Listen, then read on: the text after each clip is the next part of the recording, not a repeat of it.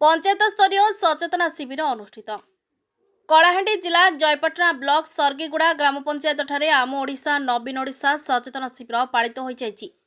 सरपंच मंदाकिनी ठाकुर को सभापतित्व अनुष्ठित सभारे मुख्य अतिथि जिला परिषद देवा पूजारी, जीपीडीओ हेमंत कुमार भोई, समाजसेवी सत्य अग्रवाल, भास्कर पट्टनायक, देवकिशोर नायक, बैद्यनाथ ठाकुर, राजेंद्र माझी प्रमुख मंचासीन थिले। पंचायत निर्वाही अधिकारी दैतारी खमारी पंचायत उन्नयनमूलक कार्य उपस्थापना करथिले। प्राणी संपद, कृषि विभाग, आईसीडीसी, मिशन शक्ति, स्वास्थ्य, शिक्षा, सामाजिक सुरक्षा एवं अन्य विभाग स्टल प्रशासन करी जनसाधारण को सचेतन करी मंच रे अभिभाषण रखिथिले।